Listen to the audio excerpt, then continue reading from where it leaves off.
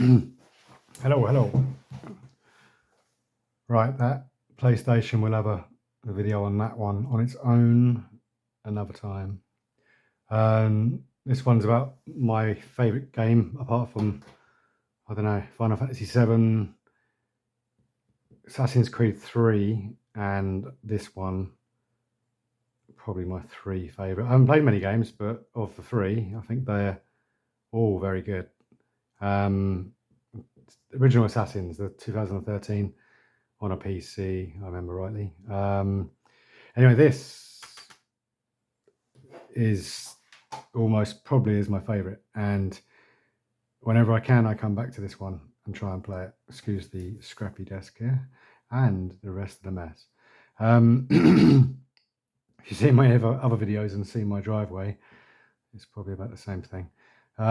So I've been trying to play this for about a year on a other method other than a old PC, trying to play it on a newer one, and even through Linux. I play on my main PC. To no avail. It never ever runs. Other people I've seen it running, I think, on YouTube in another means, but I can't. I have failed, and I've tried a lot of ways to try and get this to go, and it won't go. It mainly needs the CD to run. There is a no CD crack, which is, well, it doesn't seem to work at all on the remote. I don't mind having it, because you can see I've actually bought the whole thing back in 2001 when it came out. And I've got it all here apart from the box, as you can see. I'll just show you that in a second. So I know it's on some of the online games, but I've seen some of the comments below and it won't play. And then whoever owns the IP to this now, unfortunately not these, don't seem to want to make it work on a newer computer for people to play. I think this is really important people play this. It's really, really, really good. It's a gem, absolute gem. A one-off almost a one-off. You get in like the first person shooting in tanks and helicopters or whatever. You can click to whatever unit you want whenever you want. You can view what they're doing in another one's window. You can order off a few keystrokes, which we'll go into in a moment, on the keyboard for each unit to go and do whatever. Go back to the ship, go back to go and pick this up, pick that up, attack this, don't attack that, or go to this waypoint, set waypoints. I'll get into that in a moment. So yeah, I had to end up moving a bed out the way of a loft door eventually to resurrect the old PC and get it back going again, to get this going again. And here we go. I think we'll have a little mini series maybe of playing this. So yeah, here's the scratched up disc, but beautiful, 2001. Graphically, it's going to probably look awful nowadays. Of course it will. It's 20 odd years old. Supposed to be running on quite a low Windows as well. We'll show in the manual. Nice little internationalfootballclub.com thing here with a little almost Matrix Nokia. Those were a bit of a con, weren't they? Because they didn't really have a spring-loaded Matrix phone, which everyone wanted after the film. I did. I really wanted one of those. But then people bought one, and I didn't, luckily enough. And then you have to pull down the bottom yourself with your own hand. Not very nice or cool, is it? So yeah, you can see it's probably been in and out a few times. And in fact, it's at the back of the actual. Oh look, they're bloody light in here, showcasing a few of their games: Off-Road, Eurofighter Typhoon, and E-Racer. All three I've never played, but now I know they make them. Rage did. I think I'll have a look, because, well, actually, yeah, it's probably the model physics and whatever else for the aircraft, the car. They're going to be both in pretty much hostile waters. You've got a salamander, and I can't remember the bigger one with the fans at the back, but you've got basically amphibious vehicles. You've got vehicles that can go onto the ground vehicles and air vehicles. Unfortunately, there is an aircraft at the end, if I remember rightly, but you don't get that till literally the last level or so, and it's a bit of a shame you don't get it earlier on, but it equally can't carry much of a payload. Nice old backup I had there at some point. Disk has fared well in the years. Yeah, still plays, luckily enough. So there's the disc. It's in the back. And they gave you 2 books and this keyboard piece, which we'll look at in a minute. So what have we got here? And also, online, they're calling it Anateis Rising. There's no mention on this, as far as I'm aware. Comment and feel free to correct me, because there's no Anateis Rising on this, any documentation. So who has put that on in popular, in later guises? Because when you go and look for the game online, it says Hostile Waters Anateis Rising. So that's, anyway, as you can see, where is it? This 00 is the prototype number for Anateis. There's 2 prototype ships, and they only get one of them alive again for us to use, which is 00 prototype. I guess the other one might be 01. I'm just guessing. I don't know. Background and a manual and a keyboard piece. So it doesn't fit over your keyboard, but this is cool. This gives you a overlay, or at least a key even, to order the orderings and the other meanings of each of the keys, depending on whether you're in the command interface or you're not. You're not. The keys have a different usage. You can pick each unit here, each vehicle, shift and one of those numbers. You can then view it in a little mini window whilst you're in someone else. You can drive first person with your buttons. Cloak it once you get the kit for cloaking. Ways of cycling through units or harvesting or whatnot. Nearest, one's attacking you, blah, blah. The AI, the main map, which we'll see in a moment. You can zoom in and out. Also with the mouse with the right button. Hold the right button down, and then you can move the map around and so on, tilt and pan and whatnot. We'll go and look at that in a little while. And before we talk about computers, let me turn this off. Give you a clue to the windows, that noise perhaps. So go back to command interface enabled.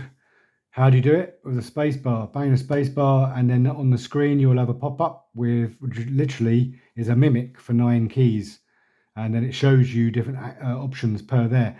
So S, you can switch pages between this and then this 6. No, that's not quite true, is it? There's another 6 in the menu. That's actually controlling the vehicle. What I mean is, in some cases you'll hit the space bar mid-game and you've got computer is E, so you can go to the actual computer to save the game. You go there to build your unit, and you can go to the war room, which is the map, war map. From the war map, you can actually drive, well, or at least make your devices go, your units go and do something. Somewhere there was a button to tell you or remind you of your mission objectives, which I can't see anymore. But it annoys me because after the objectives disappear, you can't then look what you've got left to do. I'm sure there's a button for this.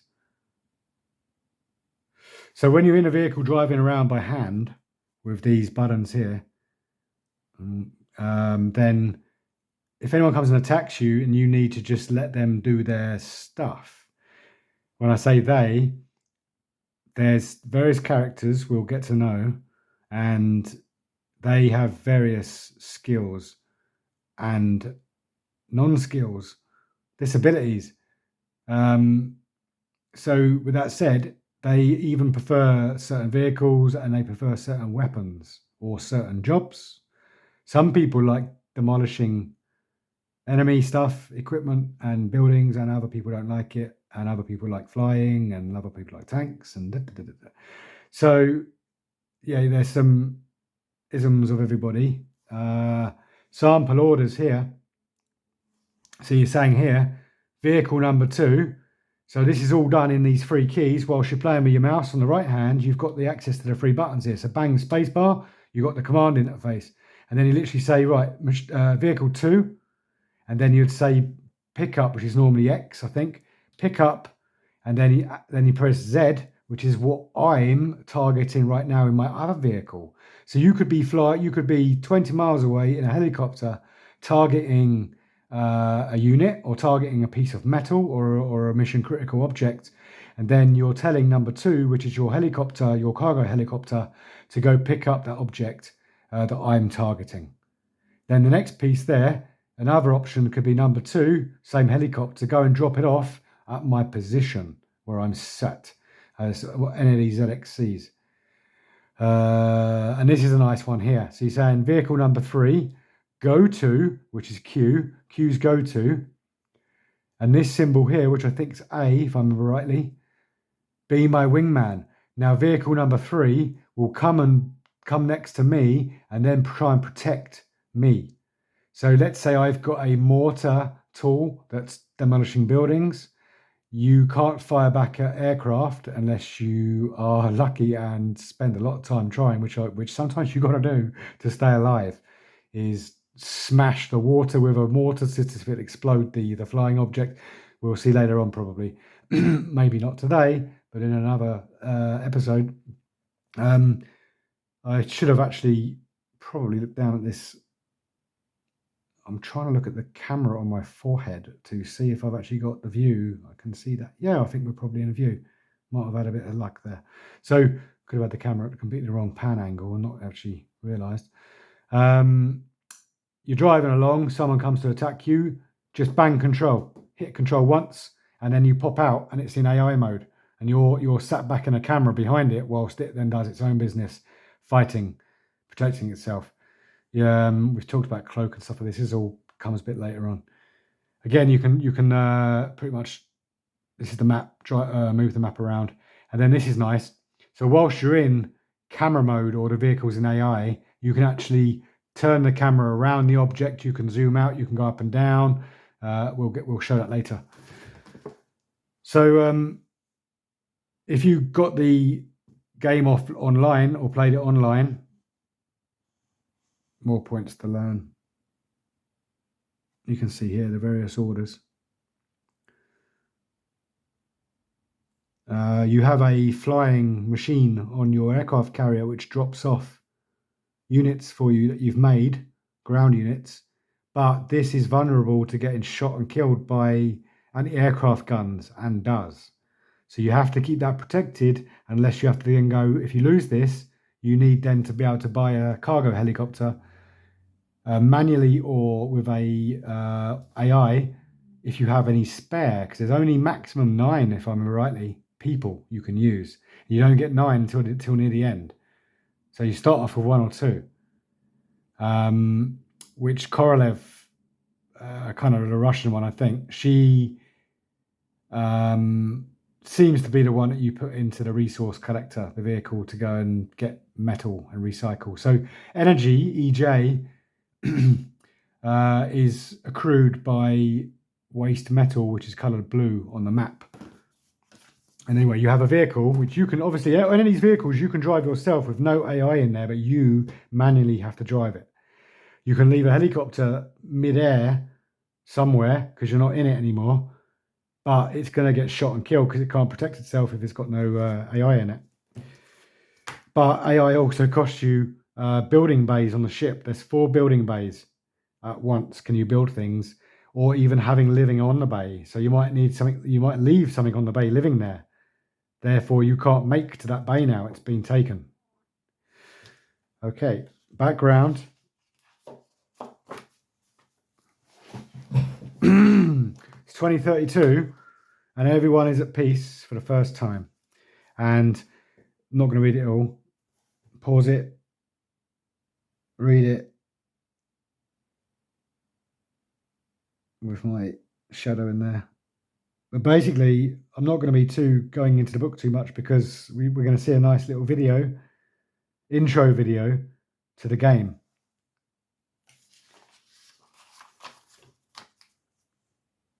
Hostile Waters is a new action strategy game that pushes the genre to the limit, giving the player an unprecedented degree of control. Completely agree. 21 missions. Fantastic. There's normally like a little bit of a video between each level. Bit of an info sometimes to a new character you get. Story, bit of a bio. And then you travel through these. This must be an early proto picture because this is not how it quite looks. Or does it? You get the line going through the islands, but I'm not sure you get this. I think you get an element of this. I'm ready to be corrected. Warren Ellis. Brilliant. Yeah, I think everyone's going to love the story. And if you don't know the game, then we're in for a treat. If you really want to play this, I think you've got to buy an old PC. Yeah, I'm sure some of you have got it working in 10 or 11, and I've tried in virtual machines, VirtualBox, on Linux and on Windows. Can't get it going. Doesn't play in Windows 7 or higher, and in fact,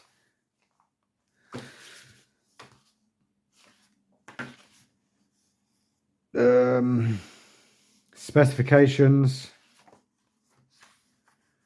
Minimum is a 266 Pentium 2 on Windows 95. 16-bit sound card and a 4 megabyte AGP card. And these are all going to be laughable, these graphics cards, compared to what's available now. Recommended Windows 98 on a Pentium 2 350 megahertz. Similar sound card and a 3-button mouse would be nice. Upgrades. But optimum is a Pentium 3 700 or Athlon 700. Windows ME. Faster drive. 128 mega RAM. 3-button mouse, keyboard obviously, and a nice Sound Blaster card. 64 meg graphics card. So, interestingly, my old beaten up girl here is Windows XP, so there's the clue. By all means, have a go, but I'll show you it up and running with no problem in XP. Touch wood. All right, back to the book quick. Warren Ellis, yes, I don't really know what other stuff he has done. He's got bestsellers here. Let's give him a bit of credit because what a game he's written. Excalibur and DV8. Nice use of like Activate, the band in the 90s. Couple of crackers they made. I say band, electronic group. What a video that was. Activate. What's in the kitchen? He's eating cereal. What a synthesizer riff that song's got. Check it out on YouTube. I can't remember the name of it. I can't remember the name of the song. Anyway, you'll find it. Activate. Right. Again, you can read all this, surely, can't you? You can pause it. Yeah, so this is the idea, really. You've got effectively flash memory cards attached to the spine of each of the soldiers. At the point of their death, their soul is saved to the soul catcher chip.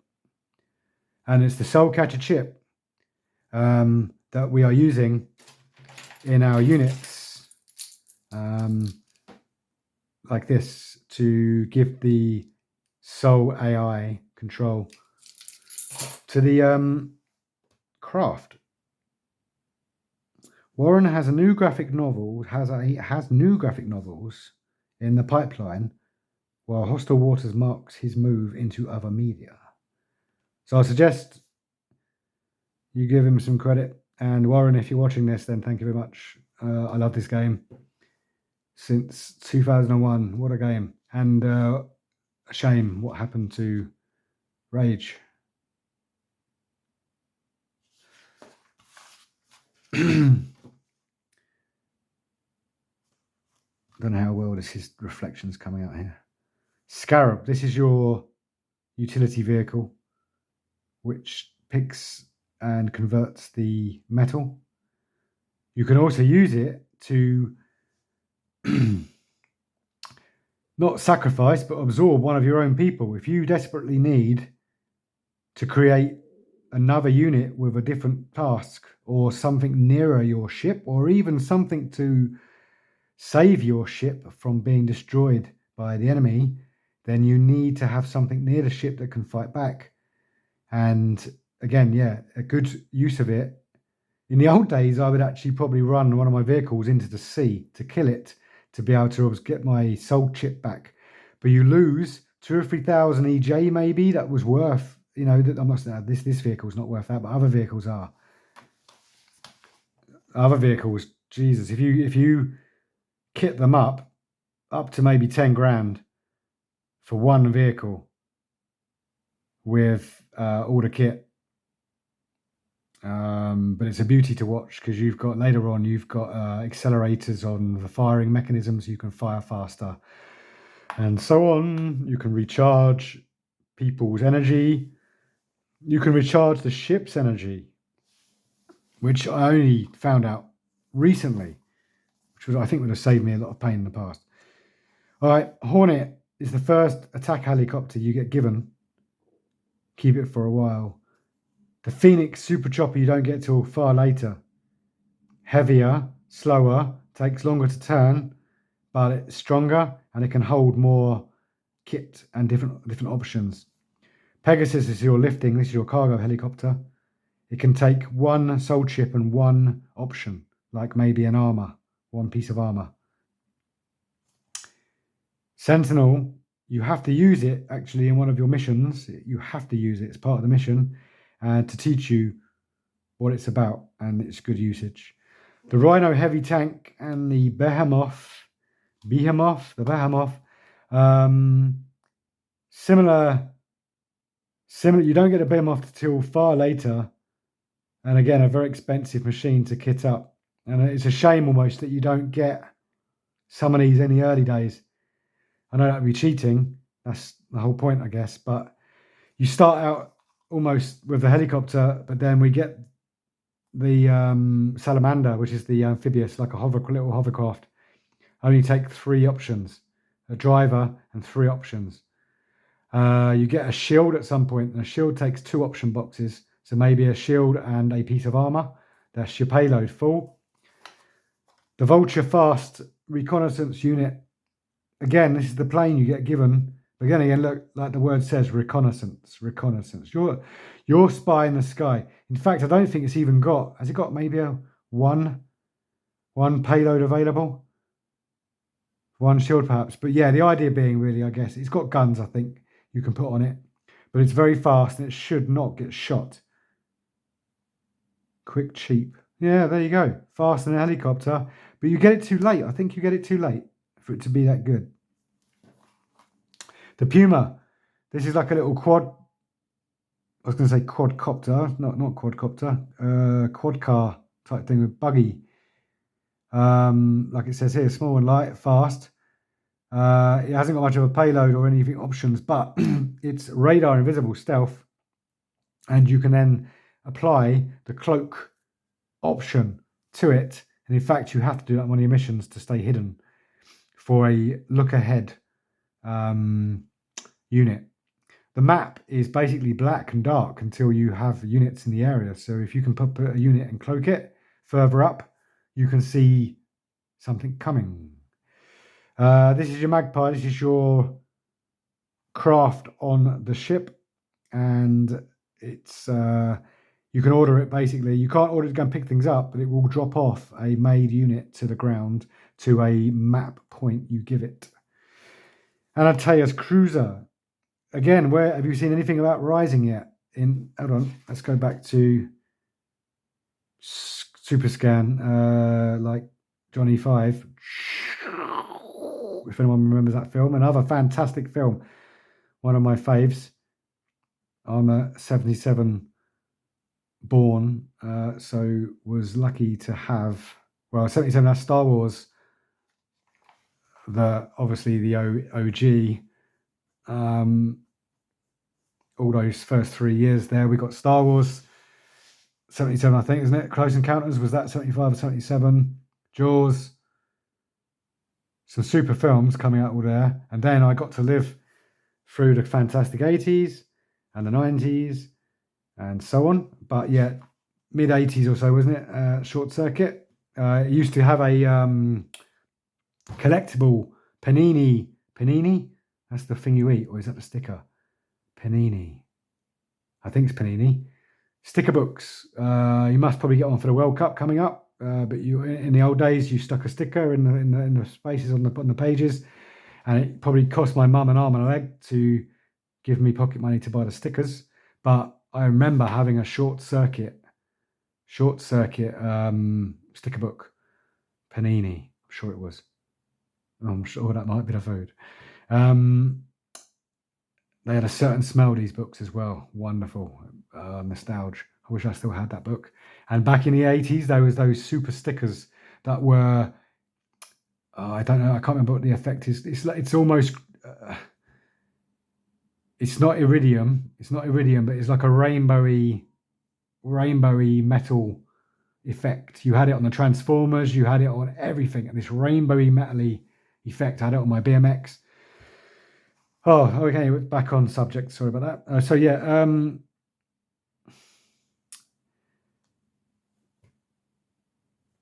that's the carrier. I'm so hungry that I'm losing the ability to speak, and I wish I had eaten before doing this. But I'm going to try. Now, this is Tom Baker. I mean, it spared no expense to steal a line out of Jurassic Park here. Spared no expense. Richard Kyle narrating in the car. Spared no expense. Something like that. Tom Baker was my Doctor Who, if I remember right. Oh, no, he's Doctor Who in 74 for 7 years. So makes it up to 81. Yeah. So in my 4 years of my first part of my life, he was my Doctor Who when Doctor Who was good. This guy has got a very, very distinctive voice, and we like him. But anyway, he is the narrator that narrates most of the videos that we see on the game. Walker, the character here, and Church, they are like your two bosses. And these two characters were in, this is Blake 7, were they both in that? Yeah. So there was a 78 to 81 BBC science fiction show, and they both were in that. And then she, Glynis, went on to go and be in Dempsey and Makepeace 1985. Is that it for 1 year? Is that all? Which was a English remake of, no, it weren't Starsky and Hutch because that was two guys. We had an English makeup of that, didn't we? Or was that our one? And the trivia to that is that the director of Running Man, the original, well, the Pucker Running Man film, the guy from Starsky and Hutch, what was he from then? Look it up. Yeah, the guy who directed Running Man was also a 2 in a English crime show. I can't remember its name of it at the moment. What else? TV version of Highlander. Must have been on at the time. I don't know if I ever saw the TV version. The film was good. The setting was good. A bit of trivia also is that a guy lives very, very near me who I used to do modelling for miniature model shows. It wasn't Thunderbirds. I don't think it was to do with Thunderbirds, but it was to do, which was all made near me in the trading estate around here, Ford GT40s, Thunderbirds, tanks back in the war were made here. All sorts was made here. Now it's basically one great big data center, or 6 or 7, with Mars, the chocolate factory, where I used to work many, many years ago, is still there hanging on. But I'm sure data centers are looking at it thinking, that's nice real estate. That is. There's a power station there on the trading estate, which makes very good power for them, which was recently updated a few years ago. For data centers, no doubt. Making hostile waters is a huge involving game that pits you against a formidable force eager to spread war against the earth. But how does such an ambitious title make it onto your PC? And what are the unique features that make Hostile Waters something special? Who better to ask than Julian Widows, with 2 Ds, project manager of Hostile Waters at Rage's Birmingham studio. I won't read it all, but please pause and take it in, those who are interested.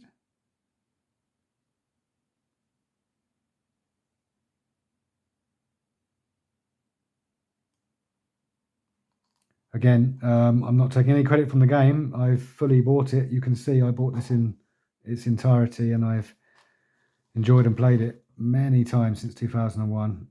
I'm actually giving it huge kudos, or trying to. What other games do the team play? We still see a lot of Half-Life and Quake 3 multiplayer action. In terms of single-player games, Diablo, Baldur's Gate 2, and Shogun Total War seem to be quite popular. We all play plenty of console games as well. Street Fighter Alpha 3, coming out at regular intervals, Perfect Dark, Soul Calibur, Final Fantasy 9, 7. Did I play 9? I don't think I ever did. 7 I invested 86 hours into. Got a gold chocobo. Played the what was the fair place called? I can't remember what the fairground place was called. It's a planet, wasn't it? It was a planet.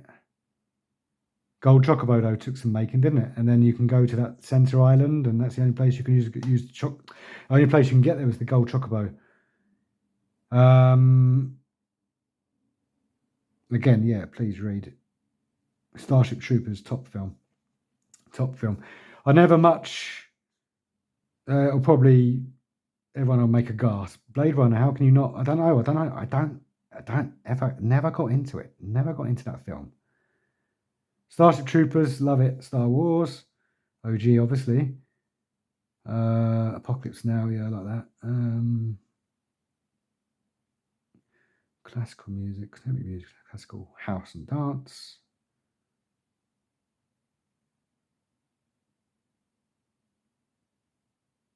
Yeah, admittedly, the music is very good, and it's nice to see that was written for it.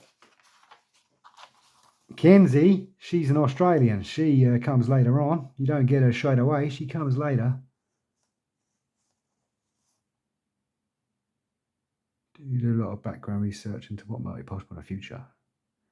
All the technology is based on future science fact as opposed to science fiction. And we don't know the details, of course, but nanotechnology should be theoretically be possible. And we could potentially have something like the soul catcher chips. It might not be possible for 100 years, but it's theoretically possible. I think it's best described as science conjecture as opposed to science fiction. Fair comment. Yeah, landscape and terrain and the physics. The physics is fantastic. I've got to say, and I'll try and show you during the lessons, during the episodes, different bits of view and physics and detail that they managed to get on this game. You've got different graphical options of detail. You can use it up and down, depending on your computer capabilities. But if you can get all the detail on, which I think I can just about do, then do. It's beautiful. Yeah, even for, as I said, a really old game.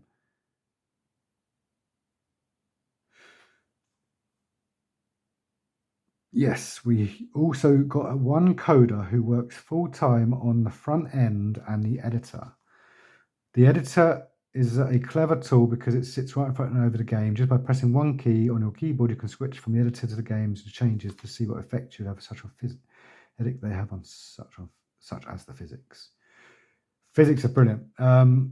Best physics I've seen until Half-Life 2 with that gravity gun when I first started to play that. Again, that's fantastic. Half-Life 1, Half-Life 2, may bless there be a 3. Gabe, if you're listening, please give us a 3. Voices. Ow, my head squeezed by this head strap thing, which is like a negative to Francis, can't remember his surname, but I don't want to try and pronounce it wrong.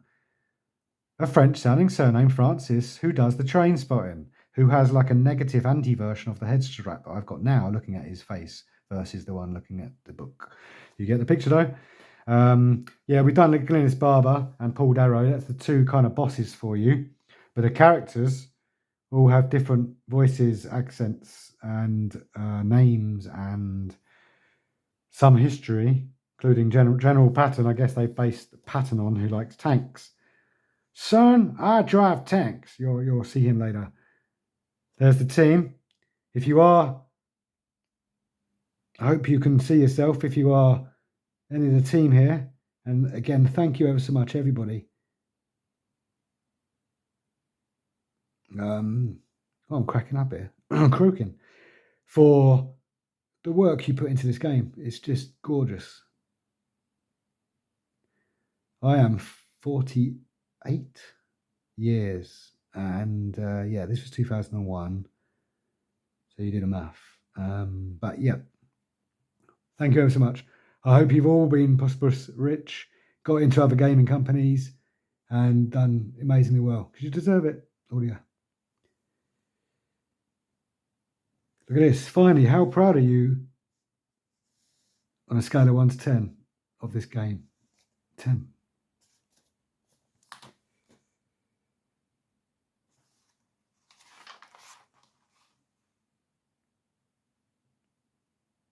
Some of the critics.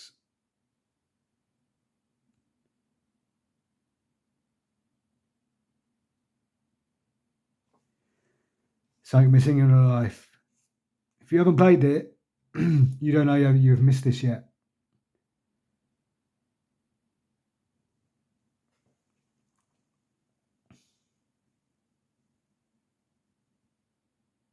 Up to 10 heavily armoured helicopters, battle tanks, and 8 other units.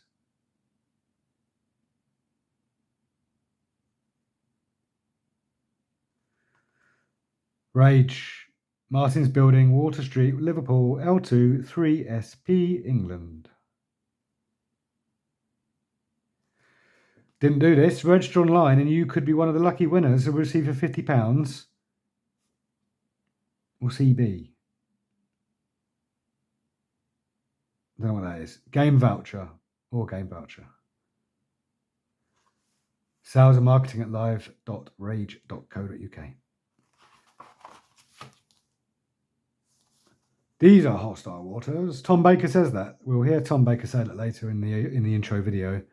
Again, where's your Anateus Rising here in any of that? Book 2.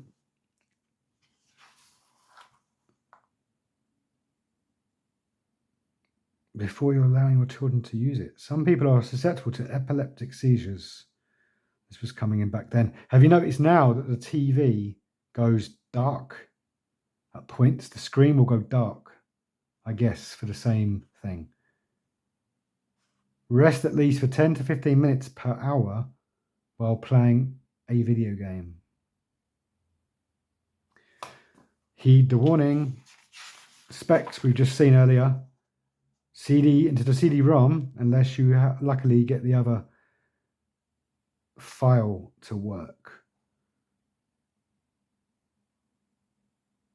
All the file does, it doesn't copy the disk, it just allows you to run the game without the disk. Not many computers have got disk drives anymore, have they?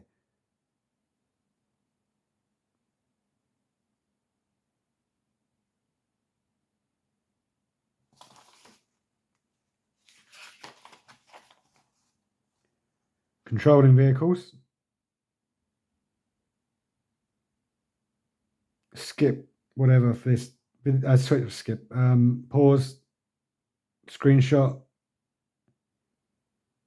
I don't know if you can download this manual anywhere, but you're looking at it right now.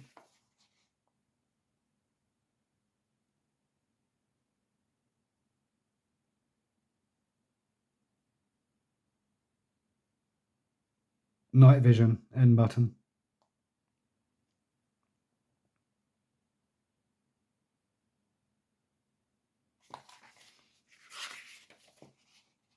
Scavenging, energy repair and sampling.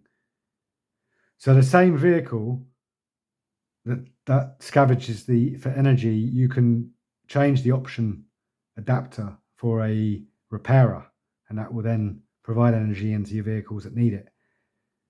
You can then order each vehicle two clicks, well, two or three keys, quick, and that will go and get itself repaired, or the repairer will drive over to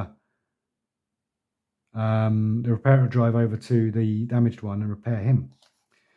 Prototype number 00 is the last in a long line of mighty sea-going vessels built exclusively for war. When fully operational, is capable of dominating land, sea, and air with terrifying ease. It has lain rusting on the seabed for decades, but has begun the reactivation process and will rebuild itself using lubrication reactors to slough off. Slough. I've never seen that used in that context, being one that lives very, very near said place. Slough off. Slow off the decal time. Is it pronounced slough in that context? People that don't know Slough but try and say the town Slough will call it Slough if they want to take the mick, or they don't really generally don't know, but it's pronounced Slough. Yeah, same spelling. Bizarre. Bridge section of the ship. Dedicated lifting bays, obviously where the Magpie sits. And then the ship actually has guns. There are ship's guns, main guns. You don't get shots for all of them until the end. You might get one shot of ship's guns a couple of levels in. They're designed to really get you out of jail. You might really need to destroy a tank factory that's killing you, and you need to destroy it, and you don't have the ability to destroy it, and that's your gun. So again, you could be targeting the building with your helicopter, but with 2 or 3 6 of the keyboard, you fired your ship's guns at the target you're looking at with your helicopter, not the target setting up the target for the ship's guns, if that makes sense. Replication bays where you build your vehicles. Again, if they're taken by a static unit or something, then you can't use this. Sonar, LiDAR, and other scanners that are on the ship. And at the back of the ship is a sampler and recycler. So you can use your helicopter to drop stuff into this at the back of the ship in lieu or even with your vehicle scavenging to get extra money faster. This shows you the construction room. I feel I'll obviously take you through this in the game shortly, but I'm just showing you the actual inside of the book. Again, screenshot it, read it.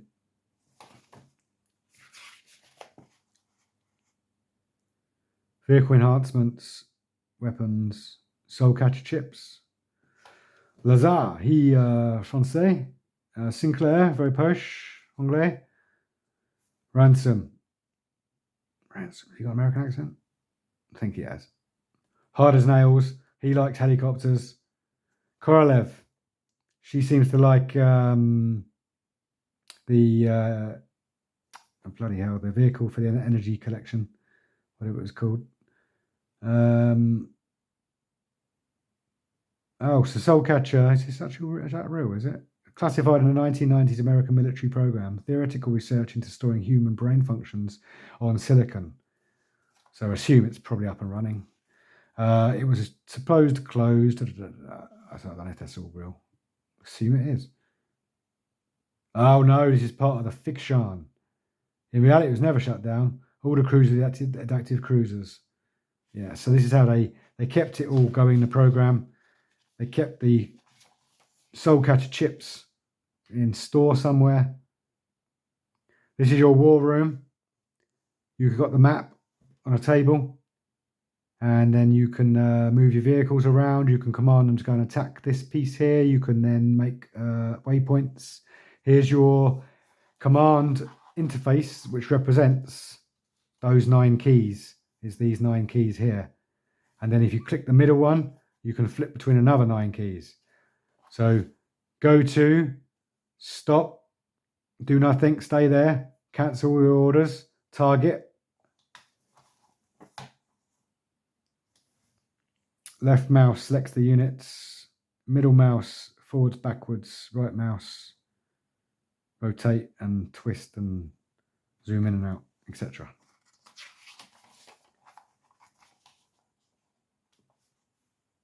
Ordering them on the map, there's colors you will see. Cyan is food for the resource machine. Green is friendlies, which you only ever see at the very end. And I think you only see it at the end. Don't quote me. Could be the very beginning, but I don't think so. Red's the enemy. Very orange, isn't it? Faded somehow. Red's the enemy. Very dark red is a structure. And a yellow is a mission critical you've often got to pick up or go and investigate or get near. You can group units like you could in Carrier Command. Carrier Command? That's another good game. Although I was too young to play that well when it came out on the ST, which I got. We'll do a video on that at some point. And this non-running PS3, which I've got to get running, which is my own one.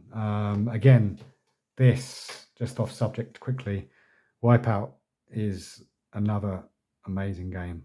Wipeout HD later on, brilliant, yep. But this was the one I always got into from PlayStation 1. Plays perfectly well on my later PS3. And when you read through the wiki on the models and everything else, technically the PS3 shouldn't be able to play back compatible stuff. But this game, 2097, plays happily enough.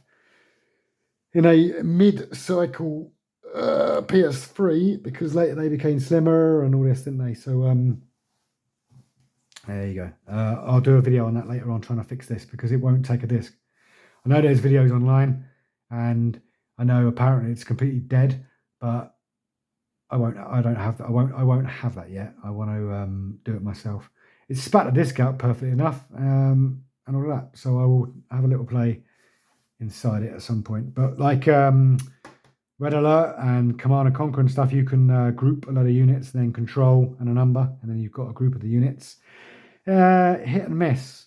Yeah, it's nice to conveniently group them, but then maybe if you have 3 missile people, 3 gun people, 3 mortars, but if you group them up in other skills and then say attack that helicopter, only one who can attack the helicopter can attack the helicopter, the rest are sitting there dumb. Just it's a bit odd. Can you degroup them as well? Degrouping them's another skill, because once they're in a group, setting the waypoints for the map. Yeah, you've got 3 coloured waypoints you can put down, and you've got the actual drop point for the magpie to drop your stuff off. You can put down.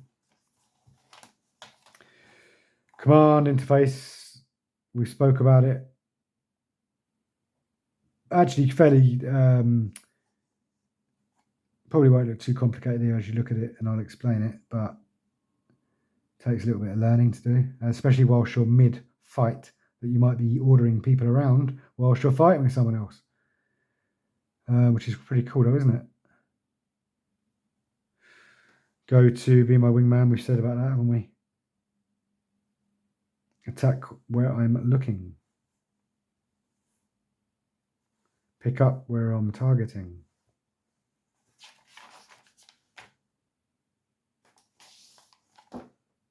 I need to look at the time, which means I've got to pause the video. Yeah, let's do that. Cut back. Different day, but I'll just link it to the previous video. Bloody lights in here. I didn't get a good shot, I realise now, having looked back.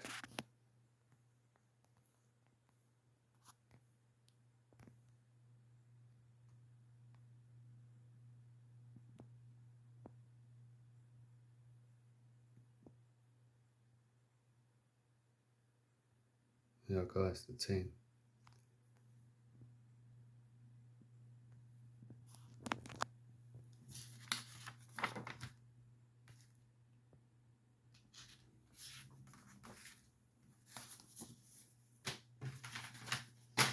Also, one of the characters in there, Borden,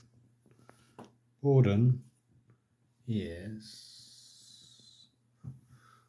Do you ever think that modern life is not for you? Do you do the same dead-end job every day? Is your love life dying on its feet? To a wonderful mum.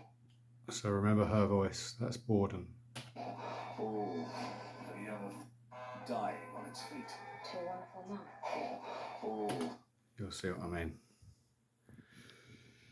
Let's have a little look at it. I was just going to give it a credit to the production team. More than the picture again, and look at some names.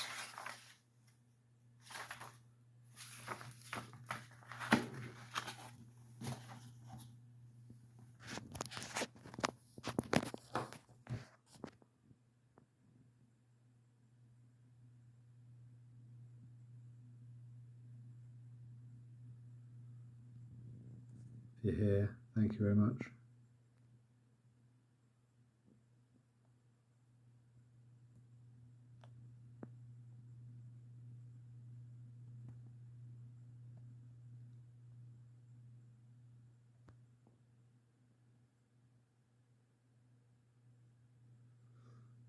What's her name then? I can't remember. Is she on the right hand side?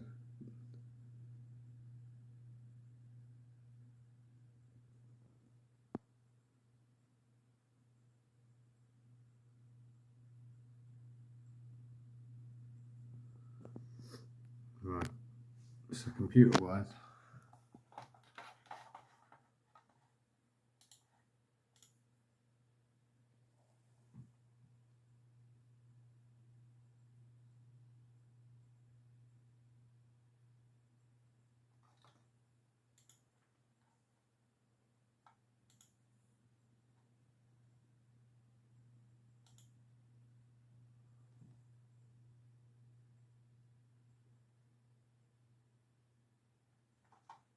Very basic computer. So in fact it's way more than they ask for in the specs, of course. And like I said earlier on in the video, XP isn't supposed to be listed to work.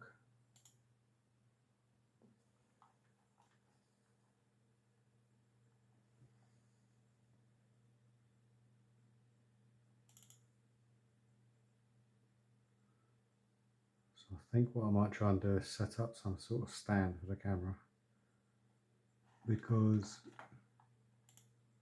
we're going to want to see the intro.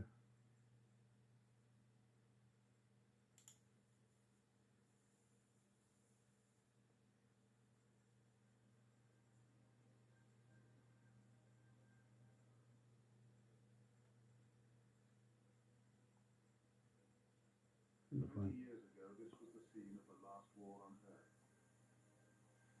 This Pacific island is where the future was built, where the old guard, the fossilized estate, was brought down. 20 years have been spent. Shit. It's me with a volume. But the old guard never went away. The remaining monsters of the 20th century The death lovers, the power brokers, the old men who lived on theft and hate, have formed a cabal with the intent to break the world apart. With new machinery unimagined by the outside world, they have incorporated the island into a newly grown chicane of similar islands. The earth literally forced by machines to throw islands up into an artificial design. The cabal control their operations from the shielded island in the center of the chicane. Operations for war against a world that's given war up.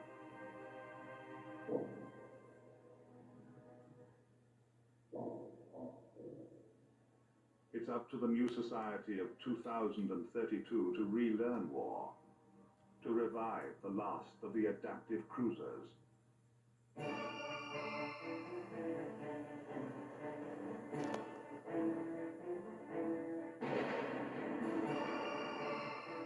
Give it the ability to lend battle vehicles autonomous control by bonding their systems with the chip-contained minds of dead soldiers, and to send them all into the chicane to fight their way through to Island Zero and the nightmare waiting there to be set loose on the planet. These are hostile waters.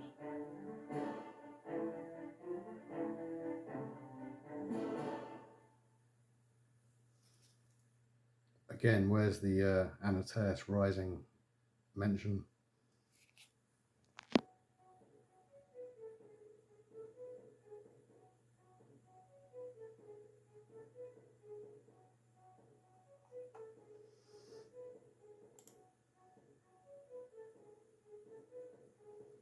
Is that the opening scene we just saw? If it is, I'll skip out.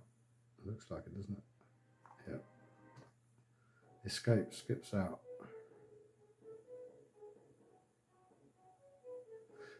I'm not doing a screen grab because I'm not sure what XP screen grabbing software there is. Is my computer capable of doing it with a game? So I think I'm going to have to put this on a stand. I'll try some sort of phone holder.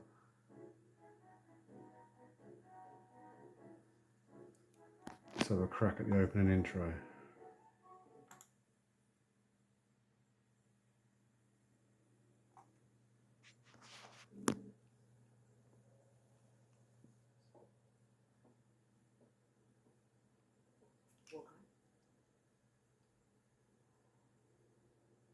Just turn the volume up, it's a bit bloody quiet.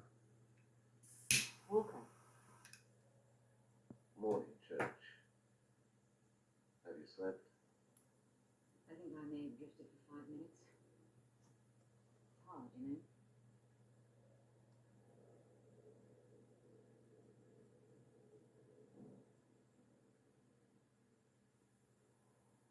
Church. I've had word from Minitech. They finished their report on the missiles and warheads. I have the full analysis here.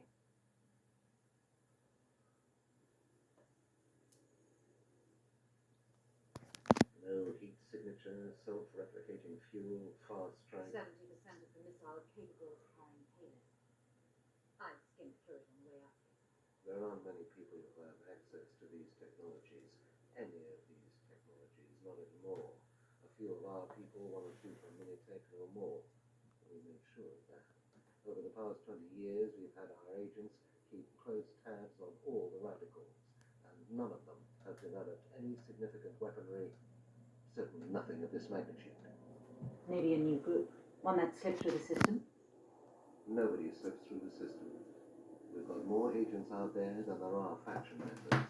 If there was a split, we'd know about it. For Christ's sake, we control most of them. They can't take a shit without us knowing about it. Who then? Come here.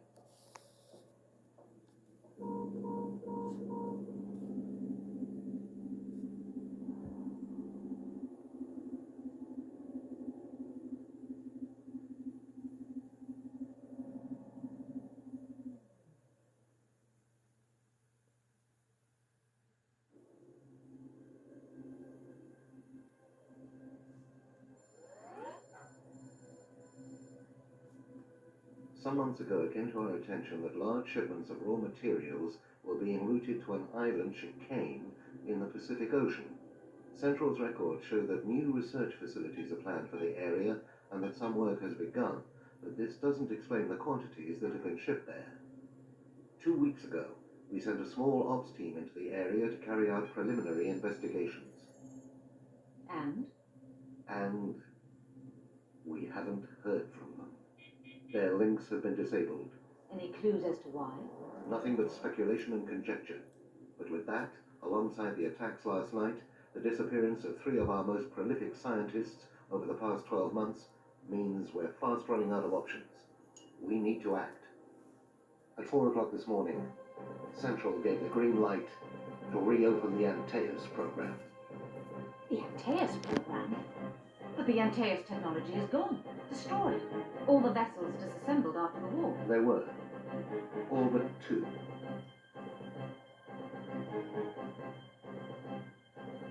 Look around you, Church. We use the same technology to purify the air, to provide food and clothing, to manage and maintain our environment. We've turned the technology into something that benefits every person in this city, every inhabitant of the Earth.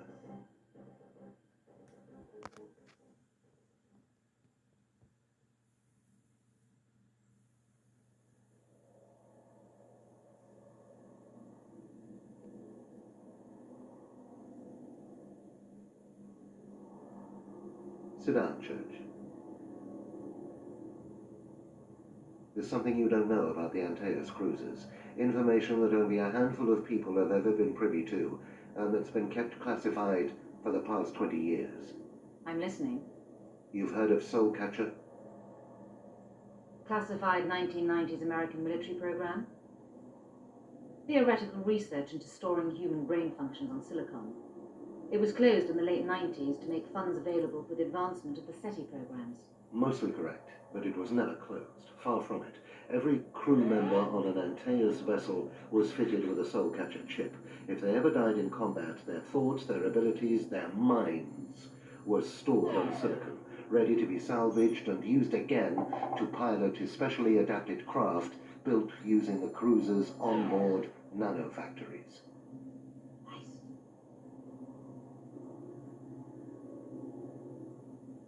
That's not all. The Soul Catcher system proved fine for most tasks, but it was crucial that the captain of a cruiser should always be corporeal, a real human with a real mind. This presented the scientists and technicians with a problem. The chips could survive being inactive for years on end, but how could a human be stored? How could they put a human being in stasis? The answer, unfortunately, was that they couldn't. So who? Walker. Sir? Judge. Sir. Have you finished your briefing yet, Walker? No, sir. I was just... It'll have to wait. I just heard from Central, and the news isn't good. Of the reactivations, only one has been successful. Antaeus Prototype 00. What about 04? Cerebral damage. It won't respond to the reactivation signal. We'll have to go with just the one cruiser. It's within a day of the last known position of the Spec Ops team, and is in a serviceable condition. When you say serviceable... Propulsion is online. Command is online. The net link is working. Scanners are online. The main guns are down. Replication is offline. Automated lifting is offline. How much can be repaired using the nano repair systems? Providing we're careful, enough to hold the ship together until we can get it to a disused wet dock, situated 65 kilometers east of the current position. A mini-tech repair team is being dropped into the area at 2300 hours today. They're going to stay concealed until the cruiser is within an hour of the wet dock, just in case we're being observed. They'll then activate the automated service systems and dock the carrier.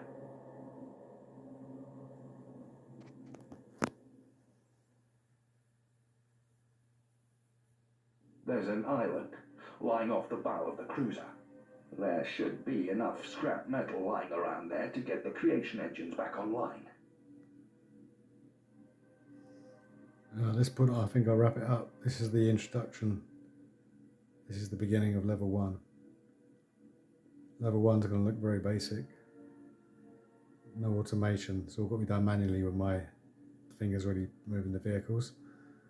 As said, the replication system is not up and running yet. We'll be on the next level, maybe a level later. So everything's not quite right. You've got to do it yourself, gather some energy to get the ship running again. Okay, I'll wrap it. Next one I think I'll do, as I said, with a static phone. I can't play the game holding the phone. Okay, wait for the next episode.